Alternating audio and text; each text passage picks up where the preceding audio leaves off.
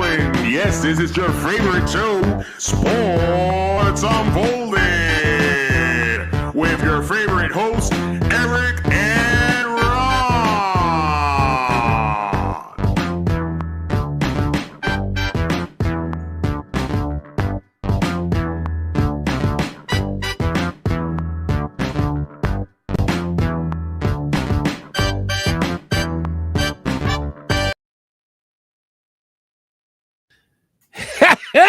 Yeah! Welcome to the best sports podcast on the planet, Sports Unfolded, where we cover all of the top sports stories that happened this past week. I am your host, Eric. Main man over there, Ron. How are you tonight?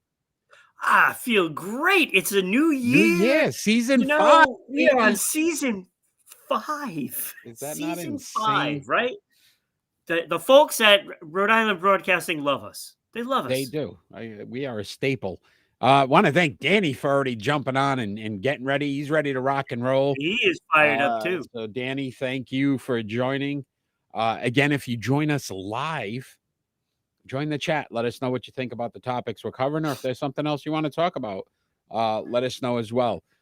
First off, want to thank all of our supporters, 990 WBOB and Rhode Island Internet Radio.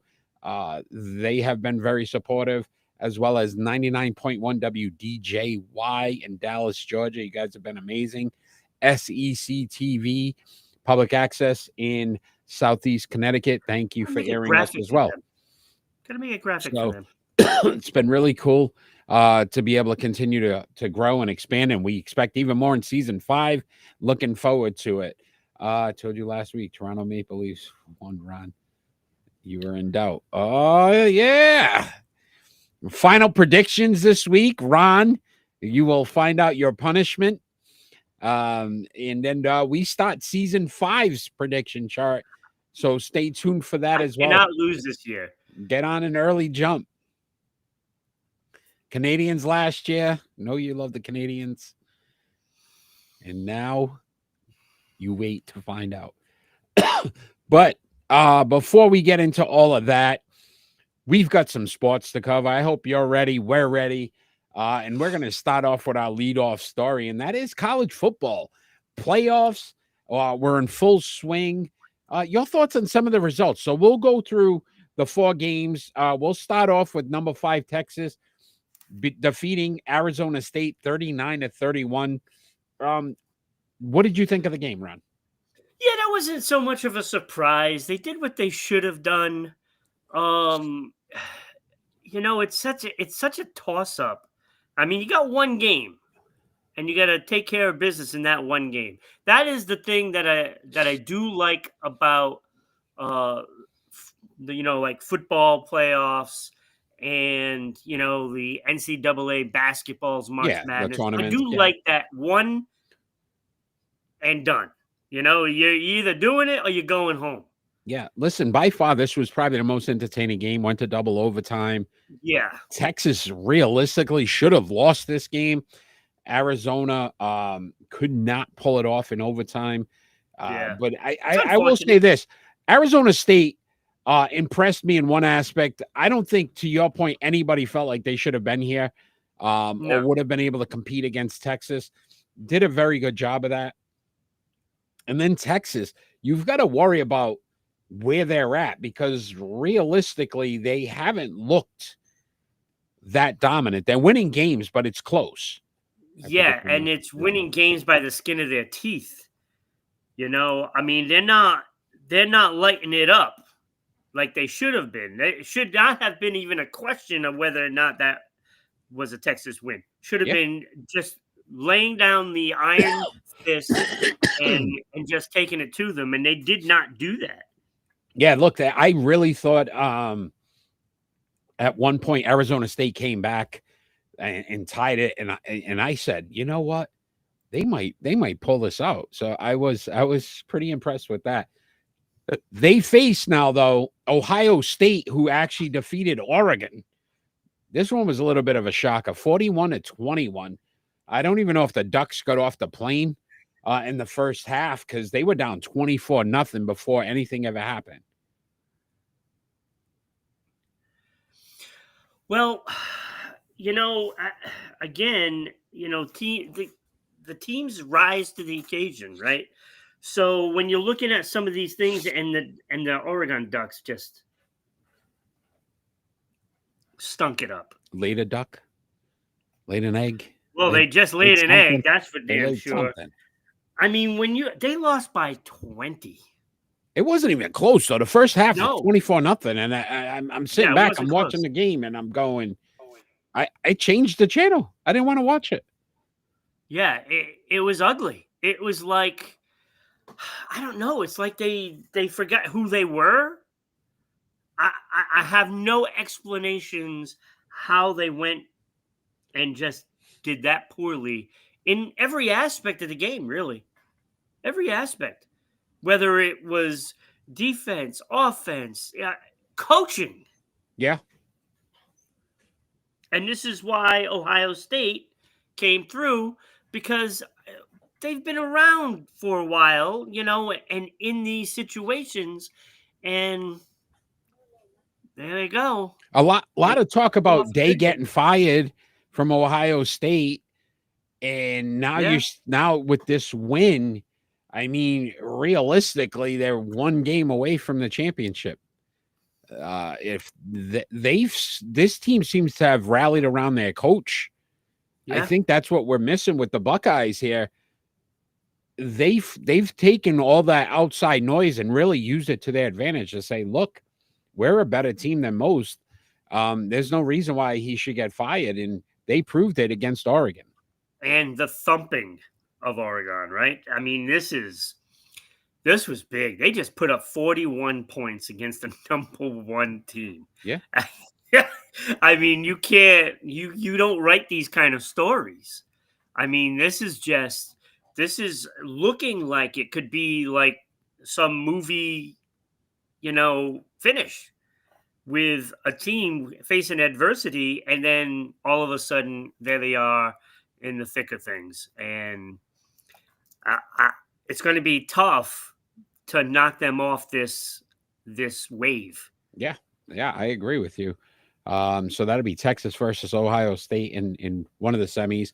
Let's talk about the other two games. Penn State, the Nittany Lions defeated the Boise State 31-14. Big story here was Aston Genty, the nation's lead in rusher, had over 2,600 yards rushing on the season. Was possibly going to break Barry Sanders' rushing record for a season. Only 106 yards on 30 carries, Ron. Penn State's defense came up to play, and they knew what they had to do, and they did it. Again, you just mentioned why, right? They didn't want to be the team that gave up that record, even though it's not all against them. Yeah. But that's the thinking. When somebody breaks a record, it is mentioned who was the one that gave up those yards in the final game. So it makes it feel like it's all on them, and they weren't having it. No, I was really surprised with that. A lot of people were saying Boise State shouldn't have been as high as they were either. Listen, Penn State very quietly too has been playing some very good football, and this next matchup will be very interesting because it's going to be a fun game. Notre Dame defeating Georgia, Ron, was the last game, 23-10. And that was startling. I will say this: Beck being out, the starting quarterback for Georgia, probably didn't help. But again, you look at Notre Dame, and here's another team that kind of the name usually doesn't translate into, the same success they had back in the 80s and early 90s. They've done a very good job this season. Listen, to your point, that Georgia team still had enough talent. Yeah, it still does. I mean, it's surprising that, they only scored 10. And I know you don't have your quarterback in there, but still, I mean, they should have put up more than 10 points. They're supposed to be, an elite team. And there was really nothing elite about what they did in that game. I mean, they still gave up 23 points, so they weren't great defensively either. And that could be because they couldn't generate any offense. Notre Dame just stuffed them. Yeah. Just stuffed them. Yeah, never had a chance. So the most interesting thing, Ron, none of the teams that actually got the first round bye won. Yeah. Every one of them lost, which is Every crazy. one of them lost. Oregon, Georgia, Boise State, and Arizona State.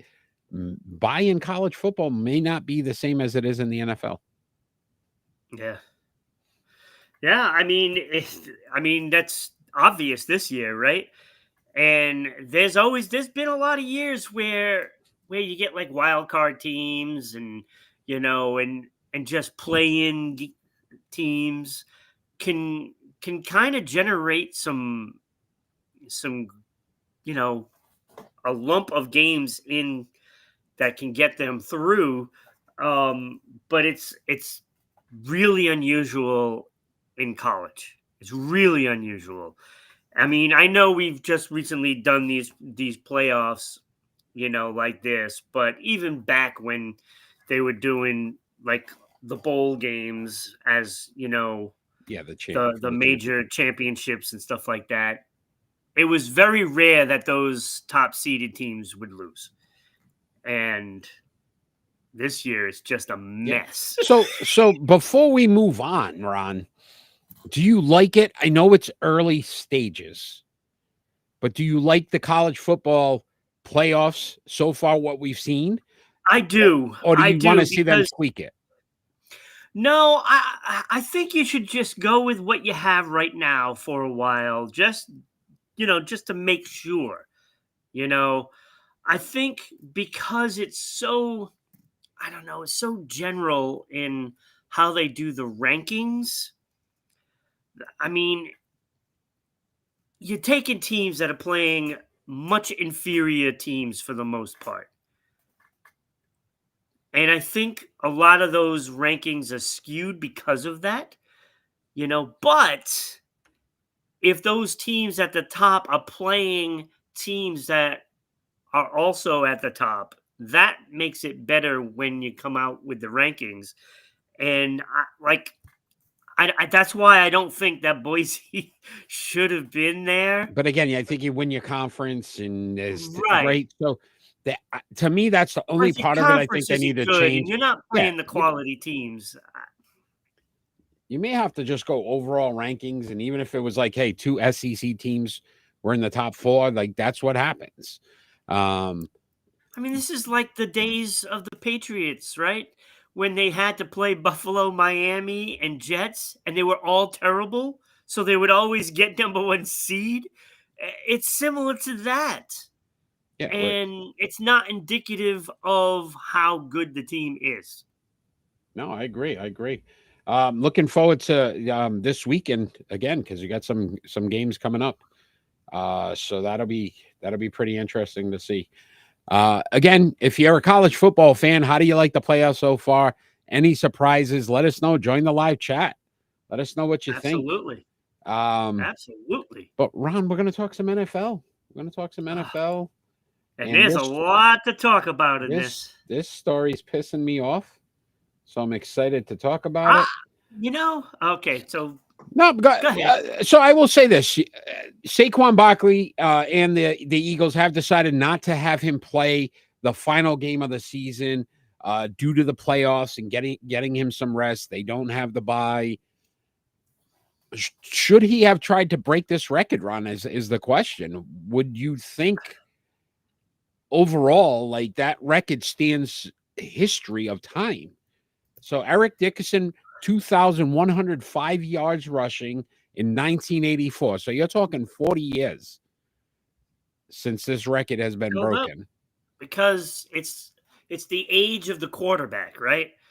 And this is very rare at this point to have a guy that puts up these numbers. And I would love to see him break the record. But at the same point, you got to get ready for the playoffs.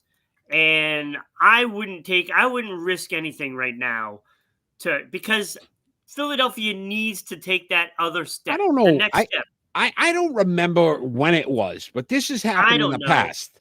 And I know what you're going to say. A guy sat, right, because the playoffs come in, and then like the first play of the playoffs, he blows out his knee.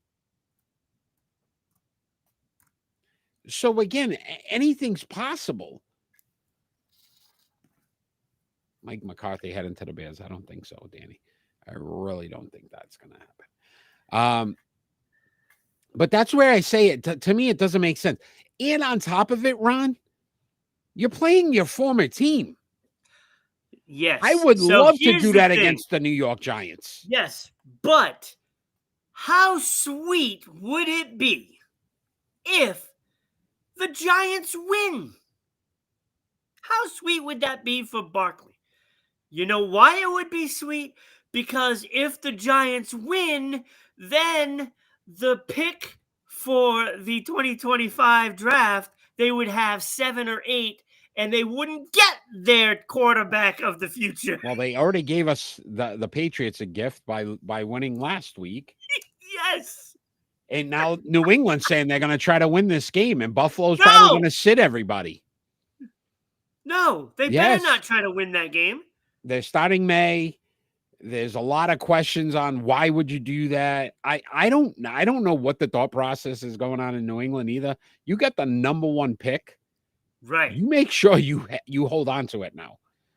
At where you're at as a franchise, exactly, because now you have a quarterback sitting there.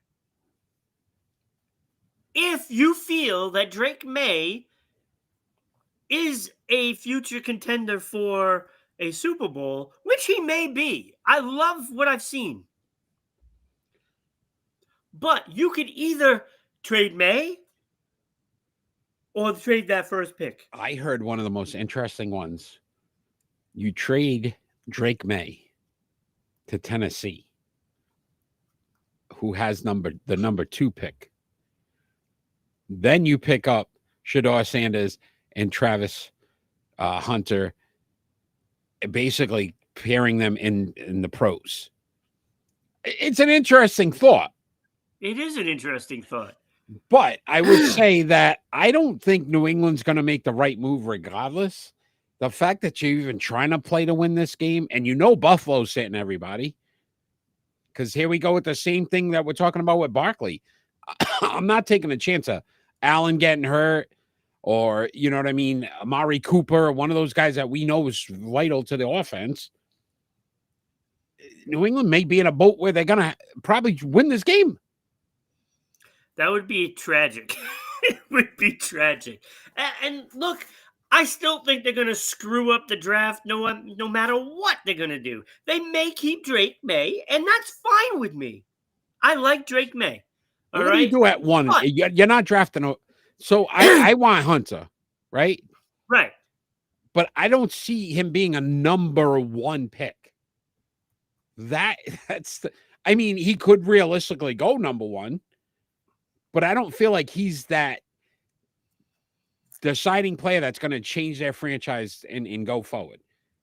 Yeah, see, I fear that the Patriots drop out of like the top 10 completely and fail to get what they need, and that is a receiver. And that's what I fear. And Tennessee is thinking the same thing. What if the Giants trade up to that number 1 spot? That number 1 spot is really important right now. Let me tell you, if they don't rake somebody over the coals for that number 1 pick, I'm going to be pissed. Okay, it's going to be an interesting offseason. Let's get through Sunday though. Saturday and Sunday. Ron, week 18 already of the NFL. We're on season 5. Like, time flies. This season's over. This is the last week of the season. I'm sure there's games of interest that everybody should be watching.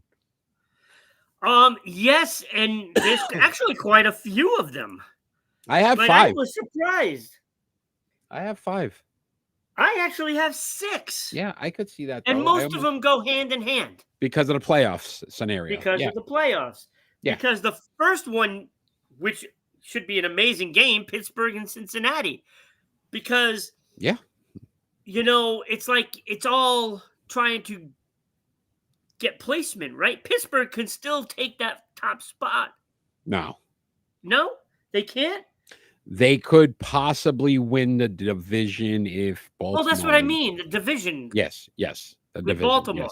Yes. So whether or not Baltimore plays all their players or not, I don't know. But Pittsburgh wants that top spot. Bengals are still alive. Them and the Dolphins. Them and the Dolphins are still alive. So, look, if Denver or Miami wins, Cincinnati is out. But don't you just look at this and say this is ripening for the taking for Cincinnati? If the Bengals can pull this off, this may be one of the greatest comebacks ever, because they were basically, dead to rights. We gave up on the Bengals. And the Chiefs already said, so the second game I had was Chiefs at Broncos. Mahomes is not playing. Carson Wentz is definitely starting. At Denver, who played them very well early in the season, only lost on that blocked field goal. So Denver should win this game and just quiet everybody down. Right, and knocks out the Bengals. But then again, they lose. Bengals win. Miami lose. The Bengals get in. Right. Talk about an unbelievable run. And you just don't know, right? You just don't know what's going to happen with that Denver-Kansas City game. Like, I think that Denver should win the game and they go on. And yes, it is what it is, right? That's what's expected, because Kansas City isn't going to play anybody. But why do I feel like something can go really screwy? Right. Like it was earlier in the year, and then just craziness happens, right? I will say this, too. I'm going to go out on a limb. Playing the Jets. I know. It should be a win, too. I am going out on a limb right now, Ron. You're hearing it here first. Sports Unfolded. You take this to the bank. I don't care what anybody says. If the Bengals pull this off, I know Josh Allen, Lamar Jackson, that debate for MVP, to me, Joe Burrow gets it. Because the fact that you could carry that team, because that defense has been horrible all year, and he's been so good all year, and you get your team to the postseason when you were pretty much dead. You were done 5-6 weeks ago. People were pretty much like, you need to win every game. To me, Joe Burrow becomes the MVP of the league. I mean, it is possible. It should be. People do love a comeback story. And I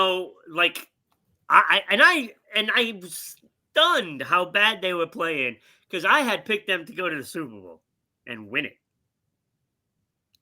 And they do not look like any of that. But that offense has been right. If he can get fire. That team, how do you not consider him the MVP? Josh Allen, very good. But again, Buffalo's kind of a better built team. I know they lost a lot of pieces, but that defense has played pretty well. He's put up great numbers. So is Lamar Jackson. Joe Burrow carried the Bengals. Like, if he didn't play well at all, they would probably have 4 or 5 wins. They are a game out. He wasn't playing well. I don't know if they'd have 4 or 5 wins. Right? So they're a game out of the postseason right now. If he can get them in, to me, give him the MVP, because that's a story. How bad do you think they want that Patriot game all over? Right? That one hurt them.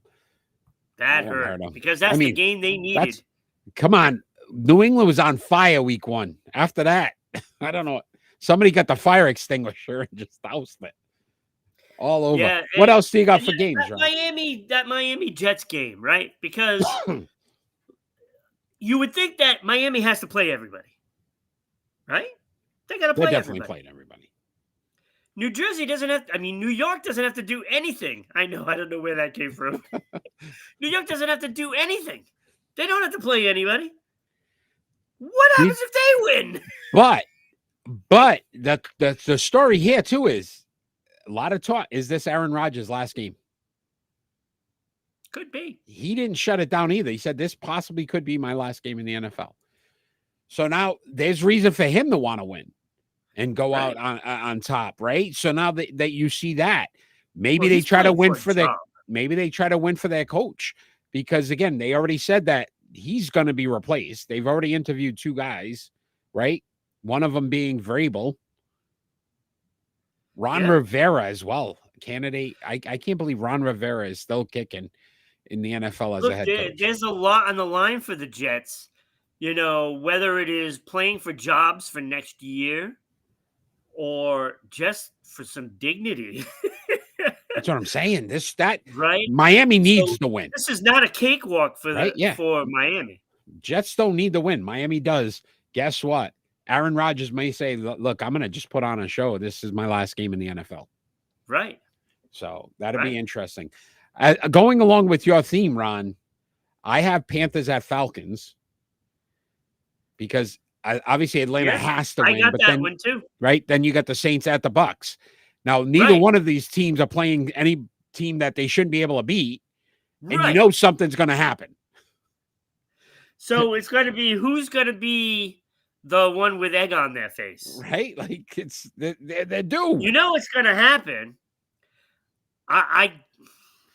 And the weird thing is the Buccaneers and Baker Mayfield. This story has been so good all season because you really right. Like you're kind of rooting for him to get in because you're like, you know what? He's played well. He's kind of rebuilt his career into something that he's a solid quarterback.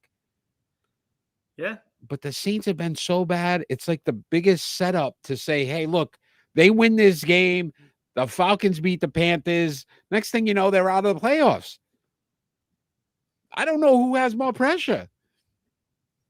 Yeah, well, Tampa Bay and Atlanta, I think there's enough pressure to be shared between both. It's just which team could come out of whatever they're in and surprise one of them. Austin, thanks for joining. That's what I'm saying. I mean, I wouldn't even be surprised if both of them lost. Ron, if the Panthers and the Saints were playing each other, we'd probably sit back and go, it's probably a tie, 0-0. Both these games are probably going to be like 35, 32. Who's Carolina's quarterback? Bryce Young. He's back in. Kid's back in. Andy Dalton didn't last very long. And New Orleans is Carr? I know he got hurt and they got some, I don't even know who it is at this point. I couldn't even tell you. Maybe somebody out there knows, but that's how much I've paid attention to New Orleans Saints. The Saints have been horrible, but not as bad as New England. Ron, and obviously, Bryce is right, baby. The Bryce is right. What about? Oh, we got Bryce in there. Yeah, Bryce Young. Bryce, thanks for joining. Go. What about this game? This has got to be like 5-star. It's the last game of the year, too. So they made sure it's the Sunday night game. There's no Monday night games. Minnesota, the Vikings, at the Detroit Lions for the number 1 seed in the NFC. Yeah, and they both have to play all their players for it. Yes. Because and then the loser drops to like 6. It's to win, like to be the number 1 seed. Yeah. The loser of this too. Not even that part of it, Ron. Because yes, you get the bye. You're like what, 5 seed? Yeah, become 5-6, I think it is. Like you automatically you're going on the road, you're playing somebody at home. Like this game's so important. You either get the bye or you have to play Green Bay. Yeah. Good luck. I am sitting back, and this is a game that I am going to make sure I am watching. And if you're a football fan, all the pressure is on Detroit because Minnesota's not supposed to be there. No, nobody expected this from Minnesota this year. Nobody. Nope. And the Lions with all their injuries, but you're home. You're home, and that should make a difference. We'll see. I don't just know how much of a difference that's going to make with Minnesota. We are going to do our predictions at the end of the show. This is one of the games, so stay tuned so you can make your picks for the brand new season 5 prediction chart. Got a lot of people out there, so I'm stay waiting for tuned. James to show up. He was tied for the lead with you last week, So he gets a prize. Yeah, stay tuned. Make sure you get your name on the new chart coming out for 2025, season 5 of Sports Unfolded. That's been some NFL talk. Well, maybe I can make some fancy graphics for it. Maybe you could. I would really say that it's going to be a fun year. I really feel really good about this season 5. I hope everybody out there does. Tell all your friends too. Come join us. Like, share, follow this show, because I'm going to tell you right now, the best sports podcast on the planet. It is. And you cannot get this kind of entertainment anywhere else. Plus, you can tell us off if you want. We've had that happen a few times. Ron got a boyfriend in 2024. So, I mean, what else is new? I wonder what happened to that guy. I know, right? As soon as he found out you weren't interested, Ron, you see what you did? Ron, let's have some more fun with this starting 5. Oh. 5, 4, 3, 2, 1. So I need everybody to pull up 2001, because episode 1. So we said, let's have a little fun. 2001 first round NFL draft picks. Who would be your starting 5? And if you're joining us live on the chat and you pull that up, let us know if you agree, if there's somebody in the draft that we missed. So Ron, you are first this week. So your honorable mentions. My honorable mentions, and let me tell you, I might get some flack for this. My 9th guy on my list, 8, 6, 7, 8, 9. Yeah, my 9th guy on my list, Nate Clements. I thought he had a pretty good career. Yeah. It wasn't great, but those numbers are pretty impressive. 669 solo tackles really stood out to me because it was the best on the whole list, the whole first round. My number 8, Marcus Stroud. When I looked at the list, I thought he was going to be in, and I'm like, no. But I'll put him as an honorable mention. Number 7, this actually surprised me. Justin Smith's numbers were really nice. He had some nice numbers, 5 Pro Bowls, and an All-Pro, but just wasn't enough to get in. And my number 6 bubble guy, still in the honorable mentions, though, the bubble, Michael Vick was on the bubble for me. Michael Vick on my honorable mention as well. As crazy as it sounds, Michael Vick. I had also Andre Carter, 80.5 sacks, honorable mention. Yep. And I really thought I was going to have this guy on my list. And then there's a wide receiver on this list that it was way better after the numbers. Santana Moss, 732 receptions, over 10,000 yards receiving. I'm like, wow, this guy's going to be on my top 5. And then I'm like, wait, there's somebody else. And I think it's that guy in the middle. So could be this guy. All right. So Ron, let's get this 2025 season 5 Sports Unfolded episode starting 5. Your number 5. My number 5, and I really didn't even have him in my mind at all. I put Casey Hampton at number 5. Look, Casey Hampton, he was a 5-time Pro Bowler. Uh-huh. He also won 2 Super Bowls. 2 Super Bowls. It's modest numbers, but he did play 173 games. He had 4 forced fumbles, 2 fumble recoveries, and 9 sacks, 231 solo tackles. But he was a nose tackle, so he wasn't going to get those big numbers. Right. But he was massive. Yes. And he couldn't be moved. Agreed. And that stuffed the runs right up the gut. They couldn't do it with him there. No. I'm going to give you one of these. Number 5. Casey Hampton. I agree. That's how I saw it. Those 2 championships definitely helped elevate them. And then your point, I used the position. They're not glamour positions. They're not rushing the No. quarterback. He did his job. He did it well, and he got them 2 championships. 19th overall pick by Pittsburgh in the 2001 draft at nose tackle. What a Casey great Hampton. player he was. He was. Number 4, Ron. Number 4, I have this guy right here at number 4, Reggie Wayne. Ooh. I didn't have him higher because Wow. the big guys were just too good. Wow. Look, Reggie Wayne, 211 games played, so he was very durable.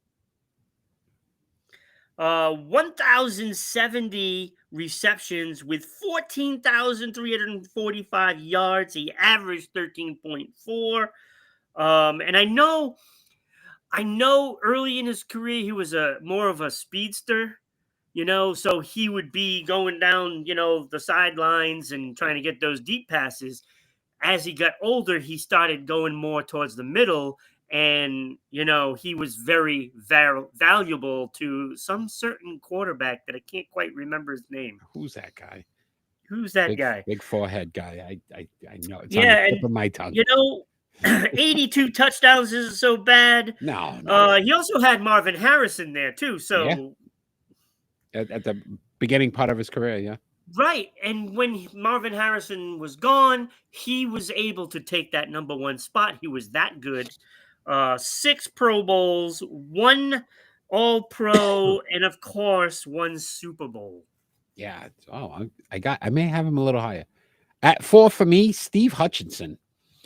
Like the big man, the guard, drafted number 17th overall by the Seattle Seahawks. 169 games started, a 7-time Pro Bowler, 5-time All-Pro, no championships. That kind of hurt him for me. So I put him at number 4. I love offensive linemen. You have your 2 and 4 flip-flopped. Probably. We'll see. So who do you have at 3? I do have LaDainian Tomlinson, which is where you have him.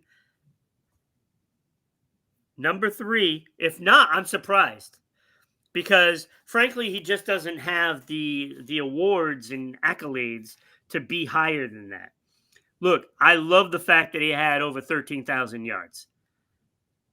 And he had 4.3 yards per carry, which is really, really good. 145 touchdowns, which is unbelievably well, right? Great numbers. 5 Pro Bowls, 3 All-Pro, and a 2006 MVP. Great. I love it. But he didn't have any of those rings. Okay. He didn't have the rings. All right. We definitely saw this one different because at 3 for me. I guess so. At 3 for me, so. Richard Seymour. Yeah. 326 tackles, 57.5 sacks, 7 Pro Bowls, 3 All-Pros, 3 championships. Yes, great player. Drafted number 6 overall by the New England Patriots in 2001. I don't know. I felt like it could have been better. 57.5 sacks to me.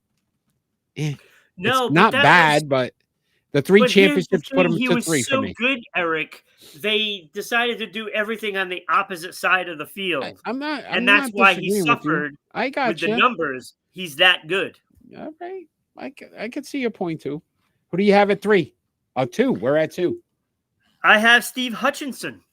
I just thought he was just fantastic. I mean, probably one of maybe the top 10 guards of all time. I think he's that good. His numbers are just outstanding. He played 169 games and got 169 starts. So he was the guy, the moment he went into the lineup at the draft and never came out as a starter. 7 Pro Bowls, 5 All-Pro, the Hall of Famer. I mean, 5 All-Pro is better than anybody on this list. Yeah. He just didn't have the hardware, the ring. That's what I'm saying. The ring. But all right. So at 2 for me, I had number 30, Indiana So Indianapolis Colts, Reggie Wayne. Oh, you had Reggie Wayne there. I had Reggie Wayne at number 2. 1,076 receptions, Ron, is pretty damn impressive. 14,345 yards, 82 touchdowns, 6 Pro Bowls, 1 All-Pro. I had him at 2. So number 1, you must have. I have Richard Seymour at number 1. And it's just like I said, a lot of the numbers aren't there because he was just so good. He had to get double attention at that line.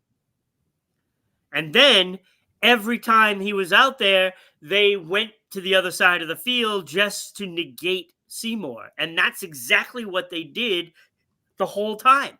They just go to the other side because they don't want anything to do with Seymour on that side.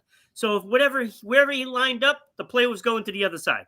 And if you look back at all the tape, you can see clearly they don't want part of him. And he's such a disruptor. He had to have 2 guys on him just to stop him. And that's how they played against the Patriots. And that is a sure way to lose, which the Patriots ended up winning partially because of that reason. Okay. Because of that reason. And then you throw the hardware on top of it. 3 rings? Come on. And plus, I don't like the crybaby 2001. I think Sean Taylor was not. Deuce McAllister was. Ray Joanne was. Gerard Warren was. There's some guys on there that weren't in the 2001 first round. Yeah, Drew Brees for sure. First round. Sean Taylor. Had to be a first rounder. I will say I went LaDainian Tomlinson at 1. Number 5 overall. Drafted by San Diego Chargers. And I don't like him. He's a Patriot hater forever. Yeah, he's a crybaby. So he was only going to get 3rd. Excuse me. Yes, I couldn't. I put him there for spite. Yeah, I know you would. Because 145 touchdowns, and then I think he had 17 more. Was ridiculous. Like 162 touchdowns overall. An MVP, Offensive Player of the Year. Just too good enough. I don't like him. But again, number 1 overall for me in the 2001 would have been LaDainian Tomlinson. Yep. That was a good list. Number 1, first one of the year.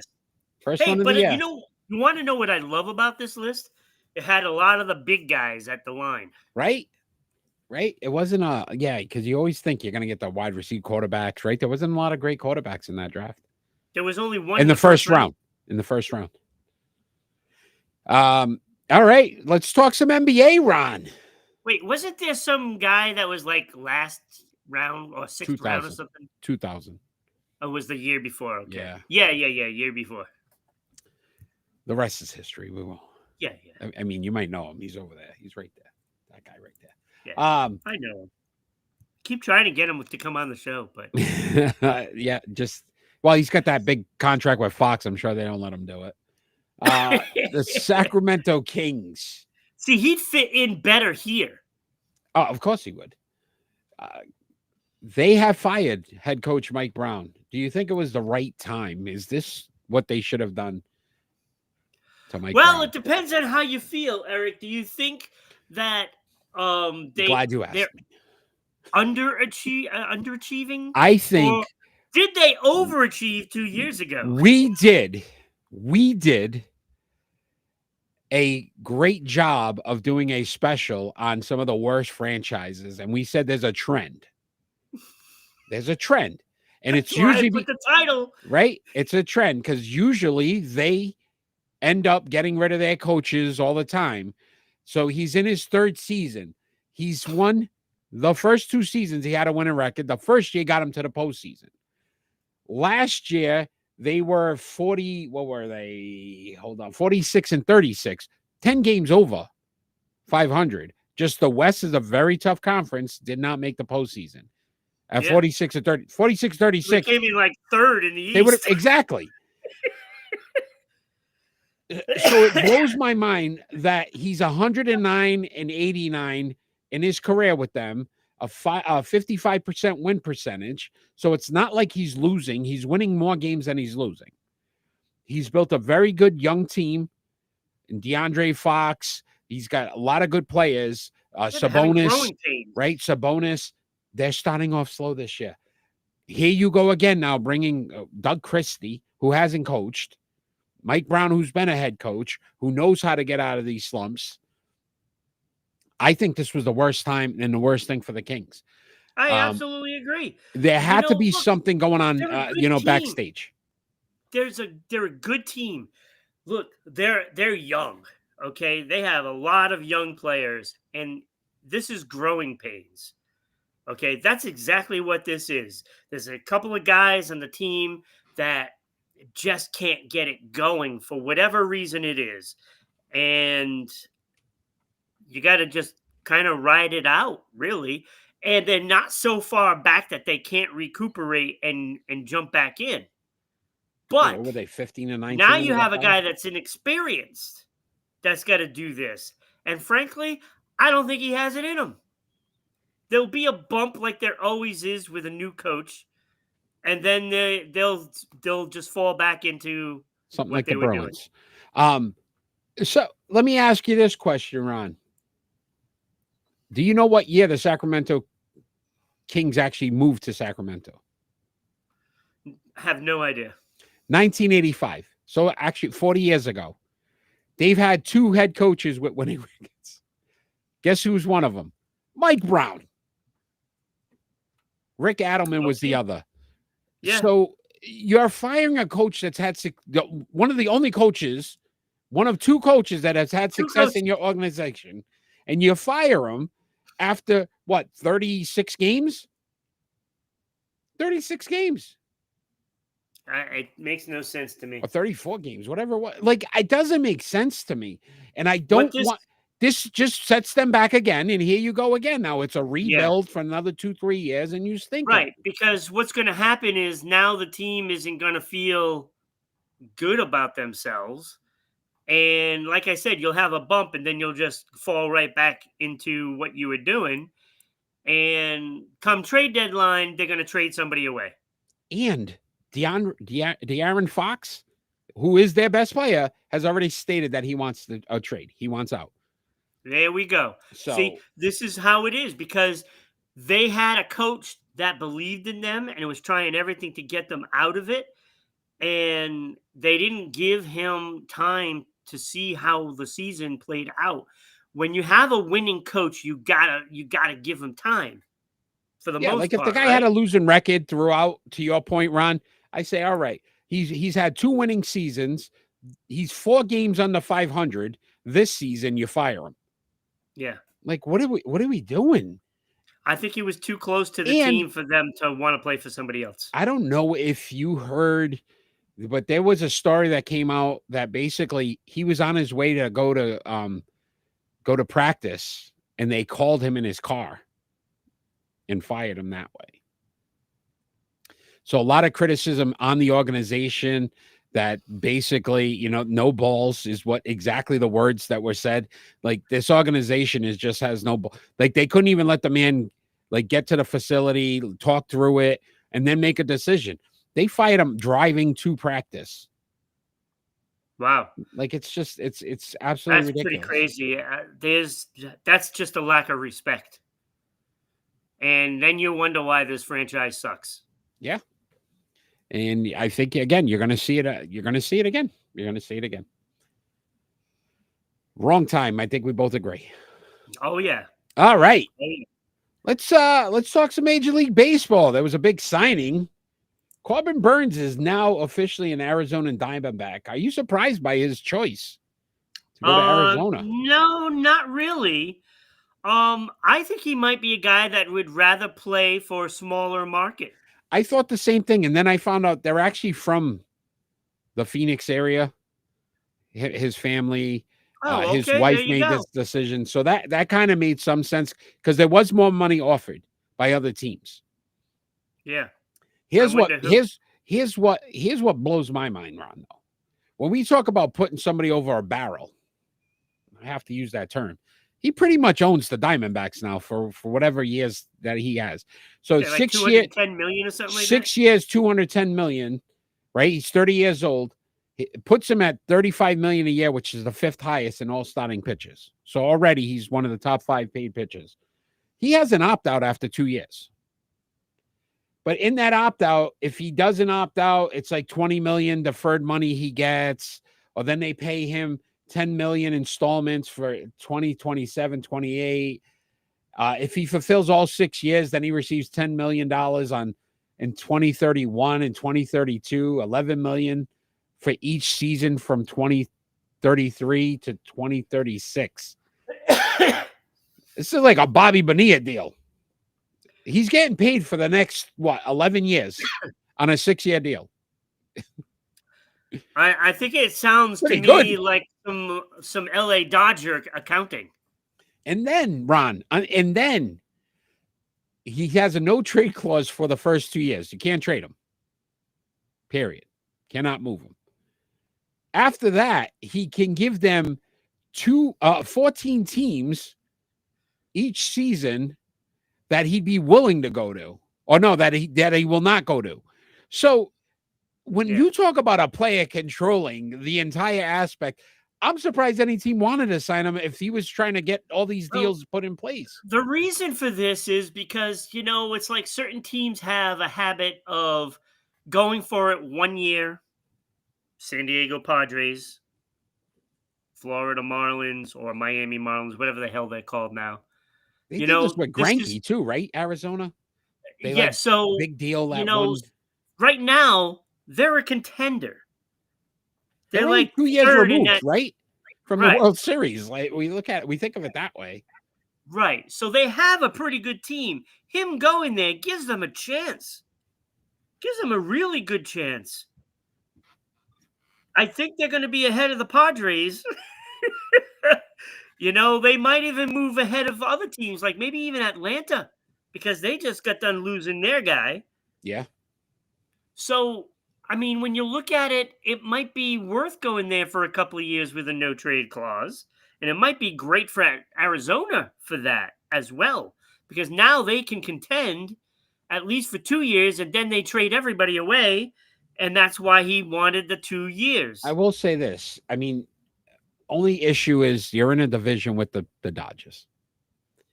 Yeah. Odds are you're gonna have to get in with a wild card because you're not winning the division. And I think that sometimes if I'm a player, I'm straying away from. It's like in the NFL, people don't want to play in the AFC West because the Chiefs are going to win it. They 9 years in a row or whatever it is, something crazy. Right. Like, why would you want to play? And that's why, like, when you talked about New England earlier when they were the dynasty, nobody else could get a play. Why would you want to play for the Jets, Dolphins? I'm not playing for them. I already know I'm not getting in. Right. So this move is interesting. To your point, they have the talent. You're not winning the division. How many playoff games do you get? You may not get those opportunities because the Padres are still a good team too. That's a tough division.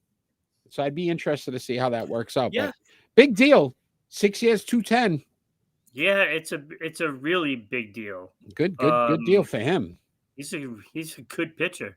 Now, what do you got? What's the best of the best now? Scherzer and we'll talk about that in a little bit. All right, Ron.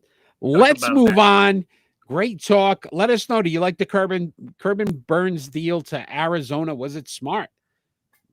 Do you like it? We are moving on, Ron, to our split decisions.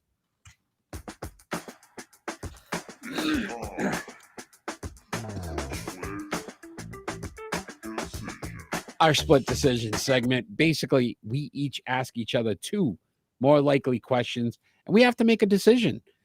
You are first this week, Ron. So I am patiently waiting for your yeah. So, like I said, we'll have to wait till later to talk about it. Well, how later? Right now. Okay. Right now. All right. So basically, you have Scherzer, Verlander. They were the top paid pitchers that are available right now from last year. Who are going to get significantly less this season. It's looking like it. Oh, yeah. And also there is that Charlie Morton guy who's, a little up there. Yeah. And the fourth guy that was actually third in pay, Patrick something. Patrick Corbin, I believe it's supposed to be. No, not Corbin. I don't know. Well, anyway, he's not a part of the thing All anyway. right. Okay. But those four are the top four paid that are available, for free agency. Okay. So who is more likely to be off the board first? Max Scherzer at 40.4 years old. Justin Verlander at 41.8 years old. Or Charlie Morton at 41.1 years old. Who's going to be off the board first? I think I'm going Verlander because of his success with Houston. Because it's a little more recent. Like it was 2 years ago, he was really dominant for Houston. I can't remember. Scherzer was he was in and out more than he was playing and didn't really contribute to his teams for the postseason as much. So I'm going Verlander. Justin Verlander or Bieber. Verlander. Okay, Justin Verlander. I think Danny agrees with me. I'm going Verlander. Yeah, I was thinking that because he does have better postseason numbers. That is true. So if you're a team that you're expected to make the postseason, he may not be a bad guy to put in. But here's the catch, Eric. You got Verlander and Scherzer clearly, they were making like $45 million a year or something like that. Wouldn't Charlie Morton cost a lot less? I don't think Verlander or Scherzer, though, are getting anything over 20. If they get that. Oh, I don't know if any team's even offering these guys that. That's what I'm saying. So if they're going to play. Why I think Charlie Morton might be the first one because he's just going to settle for like $10 million and call it good. Depends on Verlander wants to go another year or two. Then he may say, hey, look, I'll take $10 million and I'll do it. Yeah, I don't know if he'd take $10 million. I don't know. I'd go. All right, Ron. Good question, though. Danny agreed with me. Justin Verlander. No, all right. Good. Ron, is it more likely the Patriots hold on to the number one pick, win, but still keep the number one pick, or win and lose the number one pick? What is more likely? Oh God. See, I'm the pessimist, and I feel that they're gonna screw this up no matter what. Gonna win. Gonna do it. So I think we're going to win and we're going to lose that number one pick. Isn't it insane to think about right now? Never wanted a loss so bad. They're going to screw it up. They're going to mess it up. All you're going to do is lose. You hold on to it. What does Bob Kraft want? That's what do you think he would say right now? He's probably in there with Mayo. I can picture this. I can picture this. Patriots up 20-0 at halftime. Bob Kraft goes down into the locker room, fires Gerard Mayo, and just throws like the janitor as the head coach for the rest of the game, and they come back and lose. Danny agrees with you, win and lose the number one pick. This is Bob Kraft before the game. Gerard, I'm going to tell you one thing and one thing only. I had a feeling in my gut you were going to do the best thing for this New England Patriot team. If you even think about winning, pack your bags. I know. Yeah, just pack your bags. Pack your bags. There's the bus. I think it does come down to that, Eric. I think if he wins this game and they lose that number one pick, I think he's fired. Because the Raiders have won like 2 straight, and they went from 1 to 8, and everybody's pissed off at them. It makes no sense. Makes no sense. You hold on to the one pick, but all right. So win and lose the number one pick. That's what we're looking forward to this week. All right. What do you got for your second split decision, Ron? All right. My second. Who is more likely to win Rookie of the Year? So that I can read my writing. Oh boy. Lad McConkey. Ooh, that's a good one. Malik Neighbors or Brian Thomas Jr.? Ooh, So McConkey of the LA Chargers, Neighbors of the New York Giants, and Thomas of Jacksonville. Jacksonville. Yeah, I know, obviously, the other guy, Jaden Daniels, is probably going Oh to yeah, win it. he's going to win. If more likely to win if he didn't win, Right. I would say McConkey, because the fact that Chargers are doing so well. Yeah. Giants, what 3 wins, and Jacksonville, I think, is around the same 3-4 wins. So I could see them doing that because of the success the team has had. Yeah. And he crushed the pager. What do you have? 3? I think he had 3 touchdowns just in that game. Neighbors. A lot of people like Neighbors. He missed some time too, Neighbors. And think about the quarterback situation with the Neighbors has Giants. 6 touchdowns. Yeah, but think about the quarterback situation too. He's had to play through so many different quarterbacks that I think it actually hurt him. Still had 1,100 yards. Yeah, I think it hurt him though. Like I think this kid could have been really good if he had consistency. And McConkey has 7 touchdowns, and Thomas Jr. has 10 touchdowns, who also had the most yards of everybody.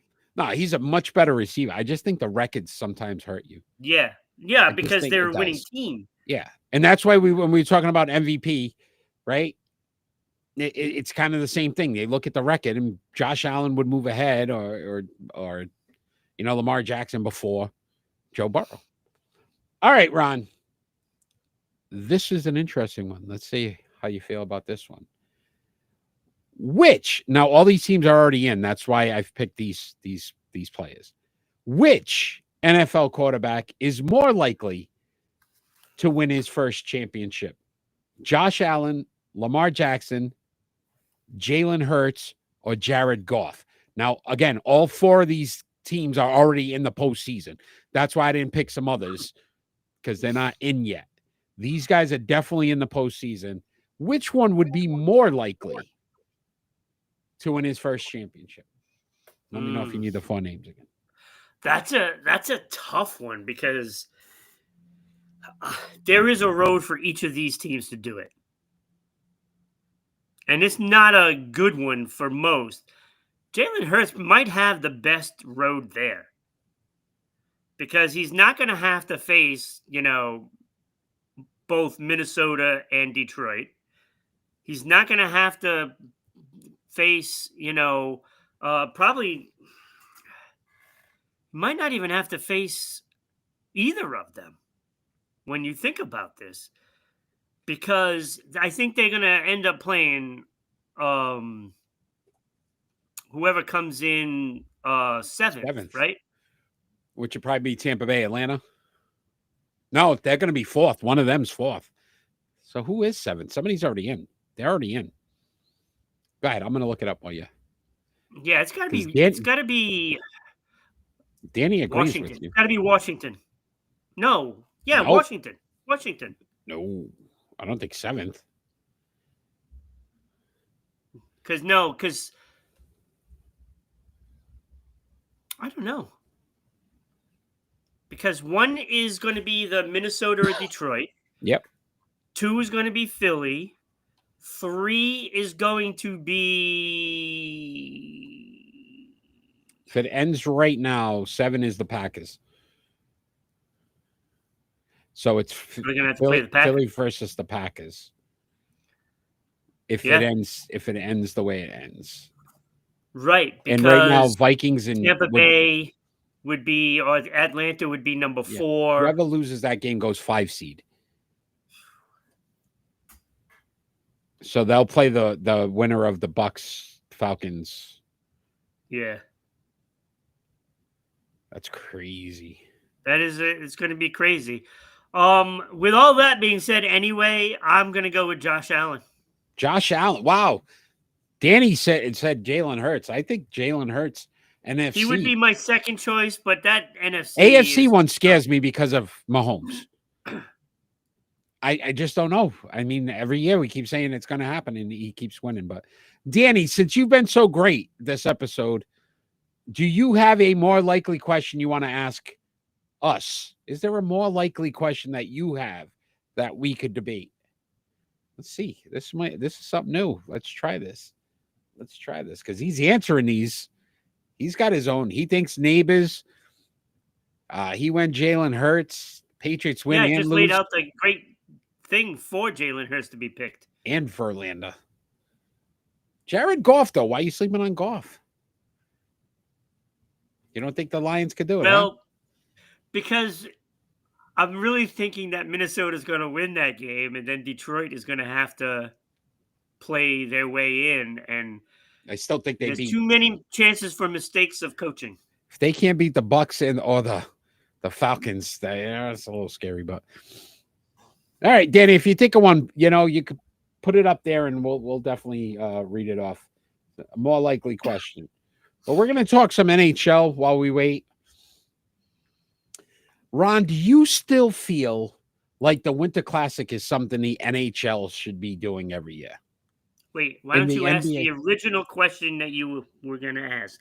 In the NBA, who is more likely to be drafted to the Lakers? Oof. Oh, so you have to give us choices. Yeah. It's either more likely this guy or more likely that guy. So give us a couple names. Let us know. Who you think? I don't think LeBron has any more sons that are playing, right? His son just got signed. His son signed with who did he sign with? No, it wasn't Arizona. LeBron's youngest son signed. Well, yeah, but not eligible to be drafted. Well, maybe. I guess he is eligible. Well, not this year, next year. Yeah, I guess not this upcoming. Well, no, not this the following year. LeBron Steady might play another 5. Anyway, is it worth the NHL having the Winter Classic every year? I think it is. But here's the thing. First thing is you have to stop with these other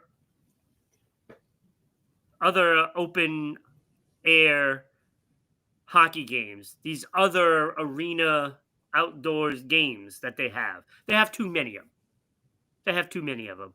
Second, what you really need to do is put the Stanley Cup teams that played in that. I thought about that. I said, get the last season's Stanley Cup, and make it one big thing. Here's the rematch, right? Right, and that's the first time they play. They can't play before that. I agree with that. Dorian Fox, Mitchell, or Allen from the Cleveland Cavaliers.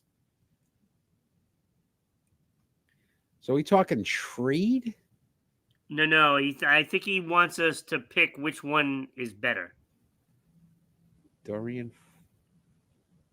So Fox, Mitchell, or Allen? From the Cavs. Ooh, so Jared Allen. It's got to be Donovan Mitchell. Yeah. Donovan Mitchell's just the kid. He was always good. Even in Utah, he was one of my favorite players. Donovan Mitchell is definitely the best player on that team. Without a doubt. So, Ron, let's get back to this NHL Winter Classic. I agree with that theory. I said that might make it more intriguing. But I looked at it this way, and I came at it a different angle. This drew the lowest audience to date of all of the Winter Classics. So it's been 7 years. You know why? It's 2 teams nobody wanted to see. Blues, Blackhawks. Yeah. Nobody really cared. 920,000 viewers. First time under 1 million. Yeah. The only time it actually did really well was the first year in 2019 with almost 3 million viewers. And that was the Boston one. I forgot. I think they played the Blackhawks. It was Boston because there was so much excitement around. Holy cow, we haven't seen this before. Because those teams were battling all the time. But it was fun. I think they should go every few years and make it more enticing now to say, wow, I really want to see this again because I haven't seen it in a few years. I think people are getting bored with it. They did it twice this year because then the Kraken and the Knights. That's the problem. And that game was the second lowest. So the 2 games they had this year have the lowest ratings or viewership that they ever had. They're putting crap teams. I don't care if there's a rivalry with Chicago and St. Louis. They both suck. I can't wait. You put Florida versus Edmonton in Edmonton. You got yourself Why a wouldn't very you do highly rated game. do two Canadian teams? I'm sure I'm that just would go saying, well. like, look, there could be this weird season where Dallas plays Florida in the Stanley Cup, right? And then you can't do it because they're both in the South. But if that's the case, then you just take whoever's further up north, and you go But then there. even make it like a Super Bowl. To your point, then do it somewhere where like do it in Michigan, those two teams. Right, you can do that. Right? And Like that's do it fine. something like now you're like, holy cow, this is really intriguing. Right. Neither one's a home team. There's the rivalry Yep. from last year in the Stanley It's no Cups. different than football going to freaking England. Right? You Like do know? something different. Go to So- Iceland. Huh? Yeah, you could do that Huh? actually. Huh? No, you could do that. Right? That That's what actually I'm is pretty saying. good. Right? And make it like, holy cow, this is crazy. Yeah. So that's what I would do. I would have put Florida versus Edmonton, put them up in Edmonton this year, and that should have been the one. But no, they keep putting these rivalries that absolutely suck. They suck something. Hey, family show, buddy. Family show. But that's the way. And all these other outdoor games, you got to stop those because those are stupid. There's no point in having a random outdoor game, in Calgary. And Well, what's a lot? Seattle. They did it in Seattle to try to. That's what I'm saying. Like I don't know. And that's why the luster is gone. That's why. So you would still do it every year. You would just change the format. I would still do it, but you got to make it special.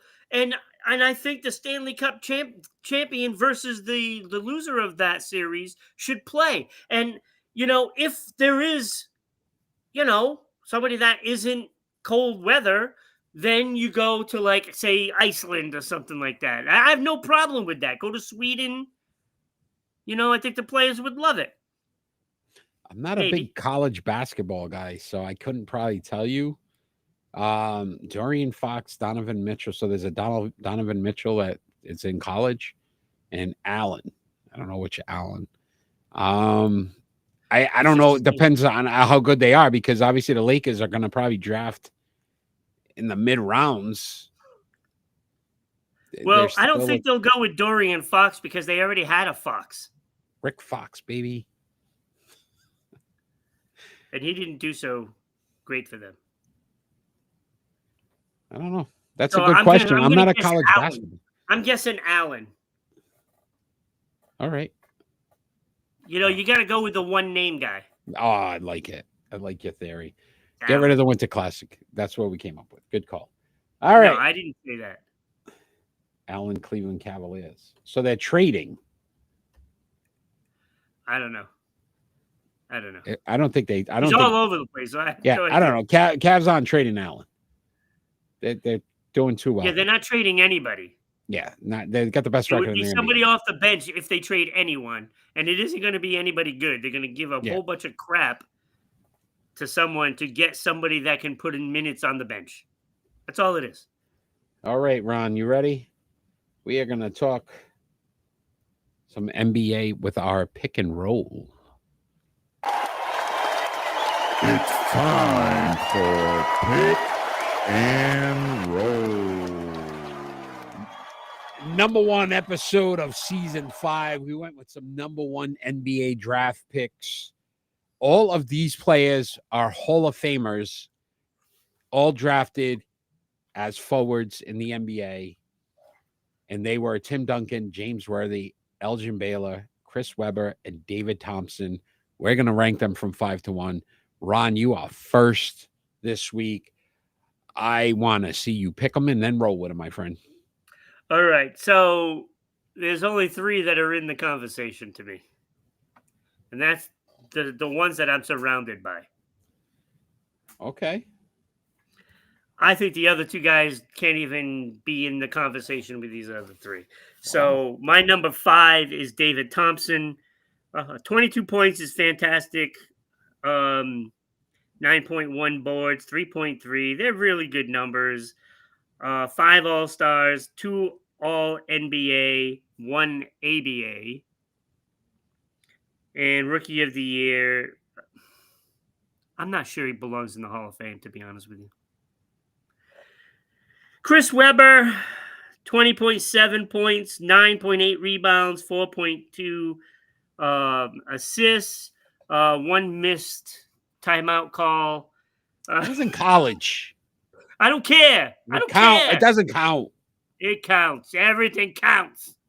It's a young kid. 5 All-Stars, 5 All-NBA, 1 rebound title, and Rookie of the Year.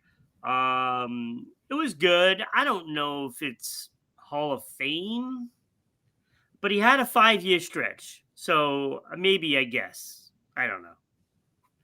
But those are at the bottom, and there's a huge gap in between.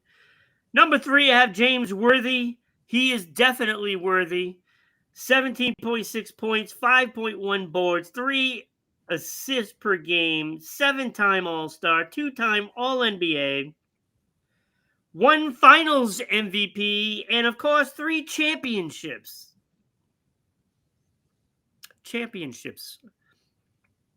Number 2, I have Elgin Baylor.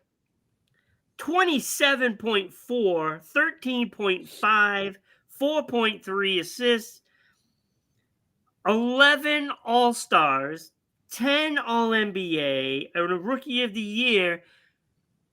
He was in the conversation with number 1, but because those rings weren't there, that eliminated him completely. Those numbers are fantastic. I can't believe he didn't win a championship with that. Yeah. But number 1, not close. Not close. 19 points per game, 10.8 boards per game, 3 assists per game. His field goal percentage is 7 points higher than Baylor. Hall of Famer, of course, as they all are. 2 of them shouldn't be. 15-time All-Star, 15-time All-NBA, 15-time All-Defensive Player, 5 championships, a Rookie of the Year, 3 Finals MVPs. That's how you do it. That's how you do it. And 2 MVPs just to throw it in there. Clearly, without a doubt, it is Tim Duncan. All right. Without a doubt. All right. I'm going to have to give you one of these for you. I take him over LeBron. Maybe.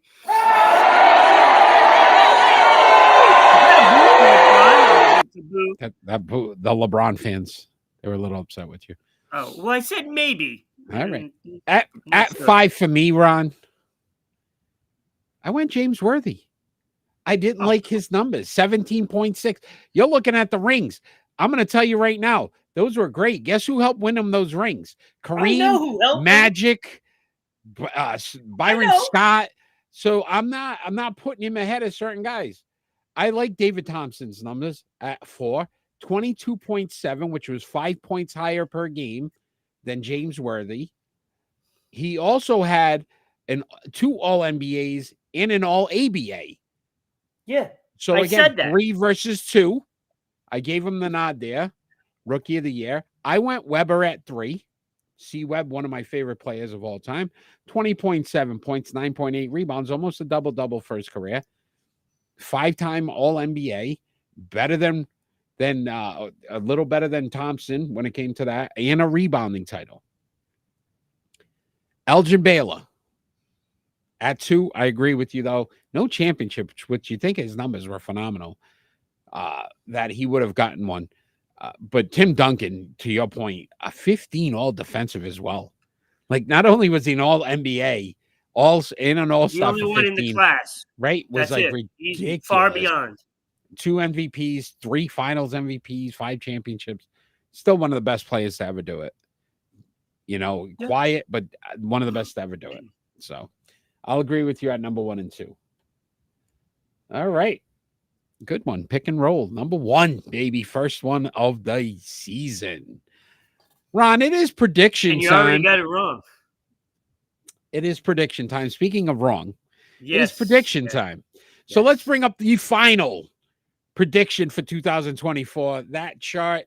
I don't know if you could see 229 wins to 216, which means I am the reigning champion of 2024. I am so excited, Ron. James, a very good week as well. Danny, 5-3, got over 500. So you finished at 7-6. Let's see how you do this season. Our man Kenny, 4-3. But again, good showing for Kenny as well. And we hope to get more names on there. So if you are joining us live right now, here's your chance to get onto the new prediction chart.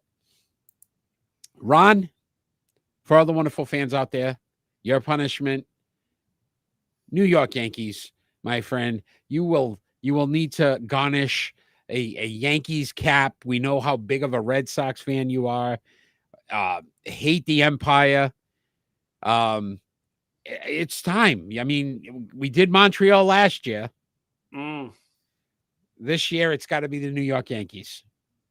So we look forward to that in the next coming weeks to see that Yankee cap on that dome during our prediction segment in a few weeks. But it is time for... He likes to just throw names out there, like, but I don't know. I'm trying to figure out what were we talking about? Is that number one picks overall that he maybe LeBron, Shaq, they were all number one picks. Oh, yeah. Yeah. But it was only forwards. Oh, yeah, it was only forwards all the time. But that's great names. Absolutely. And LeBron, one of Ron's favorites. So, all right, Ron. Prediction time, 2025. I'm actually surprised you didn't have me wear like a LeBron hat. I mean, if I'm on a roll right now, that might be the next thing. All right. I shouldn't have actually said that. Now it's in my head. Yeah, now it's in my head. All right. January 5th, some NBA action. Boston Celtics at the Oklahoma City Thunder, Ron. What do you have? First pick of the new season, buddy. Here you go.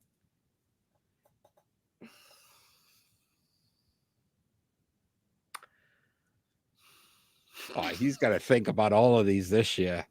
Oh, boy. I'm already overthinking. I'm going to go Boston. They've lost a lot, so I'm going to go Boston. You're going Boston. Lakers get after this season. I like it. I like it, Danny. I am going Boston as well, Ron. I truly think that they got something to prove to some of these Western Conference teams that they still are going to be the team to beat. So I like that one. Danny, do you have a pick? I don't know if Austin's still out there. OKC. Bryce, you still out there? Boston Celtics at the Oklahoma City Thunder. Who do you pick? January 5th. Come on, all those people that aren't saying anything, you're out there too. So let's go. Get your name on the chart, man. Fresh new chart coming out to start. And I give away prizes for anybody that wins the week. Okay. All right. I don't know if Danny wants to play. All right. January 5th as well, Ron. Come on, Danny. Got the Los Angeles Lakers at the Houston Rockets. I think the Lakers are a mess right now. I'm going. I don't trust them. I went Houston. Yeah, I went Houston too. I don't have any faith in the Lakers because you never know when somebody's going to take a day off, and just like lollygag it while instead of going to play defense, he just walks over to the bench and gets some water, or whether he leaves early. You never know with some certain player. Danny, little rule here. We're going to give you the game. You pick the team. So you put Lakers Hawks, Lakers to win by 30, which is pretty impressive. The game we're doing is Lakers at Houston on the 5th. Yeah, and Lakers, Boston at OKC. Lakers beat the Rockets. So Danny is going Lakers. What about on the 5th as well, Danny? Boston Celtics at Oklahoma City Thunder. Who do you have winning? He likes to put the scores and everything. Look at this guy. All right, Danny. Stop doubting my Lakers. All right. We'll see. I don't doubt the Lakers. Lakers win. Do you have a Celtics at Thunder pick? All right. We're going to move on to some NHL. Tomorrow, the Boston Bruins at the Toronto Maple Leafs. Ron, who do you have? All right, Danny, I'm coming at you right now. Boston Bruins are going to win versus Toronto. Get that. They will win this game. You Bet said on you didn't trust the Lakers. Oh, he went Celtics, Danny. Okay. All right. So Boston Bruins at the Toronto Maple Leafs. Ron has already gone Boston. I don't trust Boston. They have been too inconsistent, and they're on a slide right now. I went Toronto. Danny went Toronto as well. Also, in the NHL, on the 6th, you got the Florida Panthers at the Colorado Avalanche. Panthers playing well on the road. I like their their chances here. I went Florida. Yeah, I'm going Colorado on this. They're going to be at home. Florida, they've been spotty too. Like, I mean, you're talking about the Bruins being spotty. They're only 4 points ahead of the Bruins. So, I mean, nobody's playing like consistent in that division. So I'm going to go Colorado with that one. All right. All right. Danny going Avalanche. All right. NFL action. You got the Cincinnati Bengals at the Pittsburgh Steelers. That's on the 4th. Tomorrow, Saturday game. Like I said, I just have this weird feeling that the stars are going to align for the Bengals for some crazy reason. I don't think Pittsburgh has been playing well down the stretch. Not at all. I'm going Cincinnati. And that's why I picked Cincinnati as well. I just don't like the way Pittsburgh's looked the last few weeks. And I really think they're starting to overthink some things. And here you go, right? Must win for the Bengals. And Danny picked the Bengals as well. On the 5th, Ron, big game for the NFC title. Got the Minnesota Vikings at the Detroit Lions. I don't like Minnesota on the road here. I think that environment's going to be hostile. I think the Lions pull this off. So I went Detroit.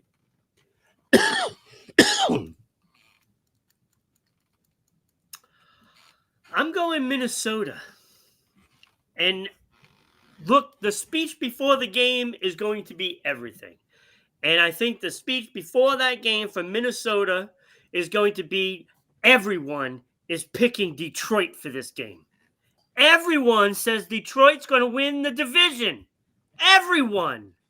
Your mothers are predicting Detroit to win. Prove everybody wrong. Minnesota. Kevin O'Connell, head coach, Minnesota. Even Sports Unfolded was picking. That's true. I know it. It's out there. Yeah, only Ron believed in Ron you. believed because Danny picked the Lions too. All right, on the 9th, Ron, you got it's me in Minnesota all the way. Little college football game. So number 7, Notre Dame Fighting Irish at number 6, Penn State Nittany Lions. Obviously, it's off site. They do the at for some reason. Who do you have?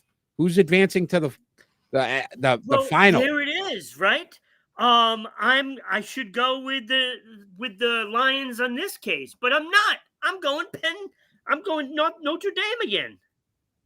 Going Notre Dame. I like the way they're playing. I like the Fighting Irish. I went Fighting Irish as well. The Lions are going to get tamed. Ooh, all across the board. Across the board. Wow. College football playoffs. Thursday, Danny, not sure you. Fighting Irish at Nittany Lions. Maybe no. All right, college basketball, Ron. On the 4th, that's tomorrow. Number 6, Florida Gators at number 10, Kentucky Wildcats. Kentucky undefeated at home, even though the Florida Gators are undefeated in the regular season. They have not faced anybody in the top 10. Kentucky has and won those games. I went Kentucky. I also went Kentucky. look, you got to beat them in Kentucky, and I don't think they're ready for it. Florida, yeah, okay, you can win all these games. This is what we were talking about before with college football, when you're winning all these games, but you haven't played anybody good yet. Well, here you go. Notre Dame. I mean, Kentucky. I was looking right at Notre Dame, and I said it. Man, watch back to football. Kentucky is ready for this. They're always playing somebody good. Okay, so they're ready. They don't lose at home. You got to be like perfect to beat them at home, and they are not perfect by no means. And expect Kentucky to win. Got it. On the 5th, NCAA women's action. Number 9, Oklahoma City Sooners at number 15, Tennessee Lady Volunteers. Who do you have, Ron? This is a tough one. I'm gonna go Oklahoma. Wow. Okay. I went Tennessee. I think undefeated as well. Yeah, Tennessee, I know. And I like their shot. I like their chances there. So, again, that's our prediction segment. Danny will be on the chart every week. Join us live Fridays at 6 p.m. Absolutely. For our prediction chart. Get your name on there. Ron, before we get into our final thoughts, I know you like to tell all the wonderful people out there how they can become a sponsor of Sports Unfold, and if you'd like to do that. Absolutely. So it's very easy. You sponsor the show, your ad will be here. We will read the ad. So not only will people see it, but it will be heard on the audio version for Spotify, Amazon, Red Circle, and many more. So send us an email at ribroadcasting.media@gmail.com, and we can send you out the media kit that will explain everything, what you got to do, and what you get for sponsoring. And let me tell you, Eric, like I say all the time, it's easier than going to your local coffee shop, dropping the money for a cinnamon roll and a nice hot chocolate. And I love that combination at this time of the year. We're heading for a deep freeze, and I love that. Right? Nice warm cinnamon roll. Ooh. Costs less than that. So get on this. If you're a business, look, we're all over the place. We're on the radio in the Georgia area. We're on the radio and the internet radio for Providence, Rhode Island. And you're going to get a lot of listens and views. Lots. So like, share, follow our show. Check us out on all our social media platforms. Again, ticker running on the bottom tells you all of the different ways you can like, share, follow us. Tell your friends about us. Join us live every Friday night at 6 p.m. Eastern Standard Time for the best sports podcast on the planet. I hope you enjoyed tonight. We want to always end our shows with our final thoughts. And our final thoughts don't necessarily have to be about anything sports related. It can be about anything going on in the world today. Ron, you are first today. So your final thoughts. Yeah, I was trying to think of all these different things, with these sports headlines and stuff like that. I have 2 things. Wow. Okay. We were not, yes, I know. We were not on, after Greg Gumbel passed away. Yes. So I have to say rest in peace for Greg Gumbel. And let me tell you, he has an incredible history in sports between the NFL, and his show on HBO. And then, of course, you got to mention, the Today Show. And I believe, didn't he do the games for the New York Knicks? I believe he did. I'm not sure. The interesting one for me was watching the Patriots game on Sunday. The Super Bowl. Well, he did the Super Bowl, but he also did the Vinatieri snow game. The Vinatieri kick, yeah. The last game in Foxborough, and they talked about it. So it's Greg Gumbel. He's a legend, right? Legend.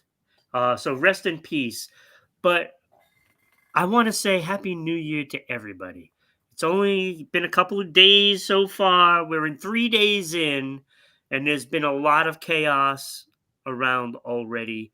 We need to kind of step back and just start to enjoy life instead of taking all these things and just going off on whether what happened in New Orleans. So we want to wish them well as well. Vegas, that it's only the 3rd and we're already dealing with 2 incidents. I don't want to do the school thing and the politics thing. We just need to settle down, enjoy the year, and do it the right way. That's it. Well said, Ron. Happy New Year also to everyone. With you all. Well, thank you, Danny. I did want my final thought. Boxer Paul Bamba, 35, died 6 days after winning a title fight. He won the WBA Gold Cruiserweight title, and ended up passing away 6 days later after that fight. And we talk about sometimes these athletes and maybe making too much money, or we'll talk about these athletes, being selfish. Here was a man who died for his sport and something that he wanted to do at 35. So think about how much life he had left. We obviously give our condolences to his family and again, rest in peace. It's sad that right after we've done these things with our in memoriam, we experienced even more tragedy when it comes to losing athletes.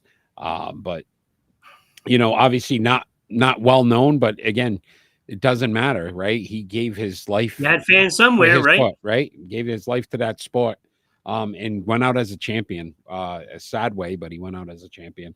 And then I did want to reiterate the tragedy in New Orleans and also Las Vegas, and our thoughts and prayers are with all those that suffered, all those that are still trying to heal from it.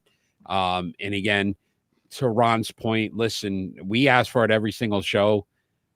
We just want some peace on earth. It's not that difficult. Honestly, people put your differences aside sometimes and understand that everybody has lives and it affects people in so many different ways. We're living proof that could happen. I'm a Red Sox fan. He's a Yankee fan. I mean, what's worse than a Yankee fan? You wearing a Yankee hat? That's awful. That's going to be really bad. Sick thinking of it right now. So I want to thank everybody that joined us live. Danny, Austin, Bryce, thank you guys for joining us. As well, check us out every Friday night at 6 p.m. Eastern Standard Time on Rhode Island Broadcasting at Sports Unfolded on Facebook. Check out our Sports Unfolded sports poll page where our Hall of Fame voting is up now. Oh, currently. we forgot to do that. So you can vote for your Hall of Famers and get them in right now for the Olympics. Irene Woost, Lindsey Vaughn, Ding Ning, Shelley Ann Fraser Price, and Marta for the Olympics. And then also for the NHL, got Guy Lafleur, Danny Gier, Phil Esposito, Bill Barber, and Reggie Leach. Those polls are open right now at the Sports Unfolded sports poll page on Facebook. Get on it. We go till the end of the month, so you have an opportunity to elect the next 2 inductees into the Sports Unfolded Hall of Fame. Having a lot of fun with that as well. And check out the Sports Unfolded website, and you can check out the Hall of Fame page there as well with all of the inductees into the Sports Unfolded Hall of Fame. Ron, I don't know if I'll be here next week. If not, Kenny will fill in for me, but the show will go on. So tune in Friday, 6 p.m. Eastern Standard Time on Rhode Island Broadcasting and at Sports Unfolded. And all we ever ask for, I'll say it again, is that we get some peace on earth. Have a great night, everybody. Happy New Year.